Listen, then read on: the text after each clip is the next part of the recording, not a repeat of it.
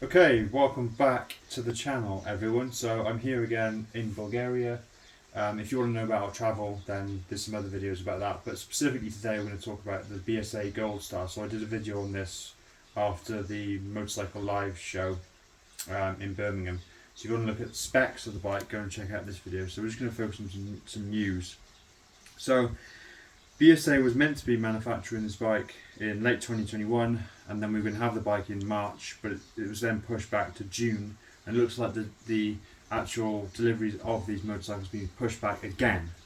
So the reason is because originally we were having a distribution partner handling called Classic Legends, which was a subsidiary of the Mahindra Group, who was handling the distribution.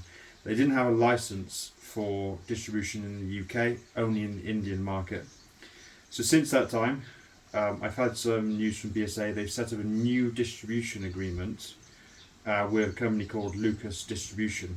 So the company actually is based in Coventry, and they include Lloyd Cooper Motorcycles in the UK, which is one of the oldest motorcycle dealerships. So what they're planning to do, which sounds really cool actually, they're setting up a new 100,000 square foot facility in Coventry, which is quite cool because it's quite close to where we live.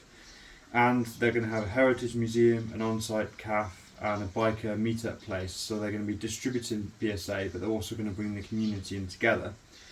Now, delivery times apparently is now in autumn, so about 2 months from now. So the time of making this video, it's 1st of July 2022. So apparently it's going to be BSA in the dealerships, available to test ride and buy a couple of months from now.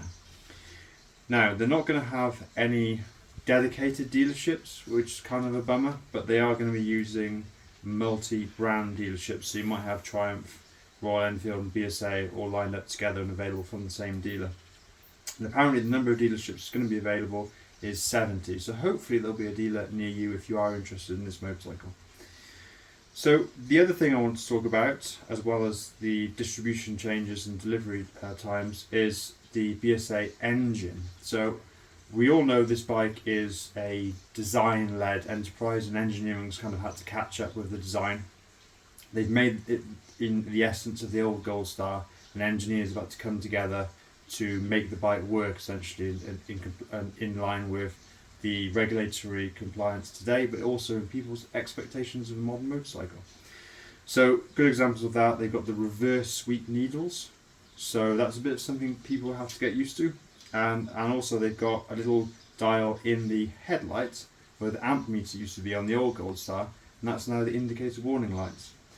The big part of this design-led ethos is of course the single-cylinder engine, which does raise some concerns with quite a few people, because a big single, big thumper as it's called, it can be vibey at higher speeds.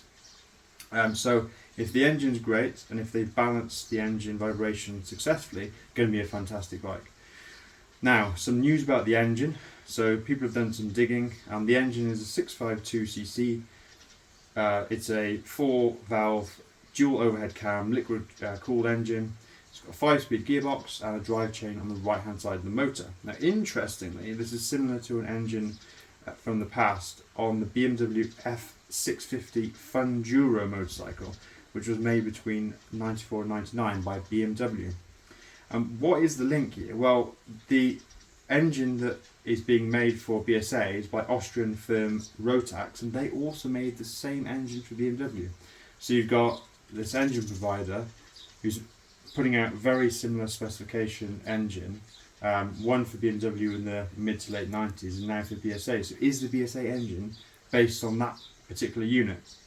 Obviously it'll have to be reworked with fuel injection, brought up to spec with Euro 5 compliance, and also it needs to be totally visually reworked so it looks like a BSA single from the past. So they'll add the fin stack to make it look like it's air cooled, and some of the other little trinkets that make it look like a BSA motor. Let's talk about the comparison between the two engines in power and performance. This BMW lump put out 48 bhp and BSA is putting out 45 bhp. And when we talk about torque, the BMW is 57 Nm compared to the BSA's 55. So has modern regulations actually hamstrung the power of this engine? Because when it was running on carbs, if it is indeed the same engine, it was more powerful and had more torque in the BMW format. The thing we all want to know about is the engine going to be good to ride? It's not going to be too vibey, and the Funduro engine actually did have a balancer shaft applied to it in the design, and it was smooth up to about 80 miles an hour. So when you went above 80 miles an hour on the BMW lump, you started to get vibrations that were annoying through the seat. But if you think how people are going to ride this bike, they're going to ride it on Sunday afternoons around the English countryside. It's going to probably be within the constraints that riding it at those kind of speeds wouldn't produce undue vibration. So, two interesting things to talk about today. Delivery of the bike is now scheduled for autumn, and also some more information about the engine. And we think the engine might be related to a BMW lump, just heavily reworked. That was a successful engine, so the odds are that this BMW unit, if it is indeed that, by Austrian firm Rotax, could be a good match for the BSA. Alright guys, well, if you know anything else or anything else to add, then drop it down in the comments. And please give this quick video a like, and if you want to know more about what we do on the channel, then consider subscribing to us. So until next time, I'll catch you in the next one.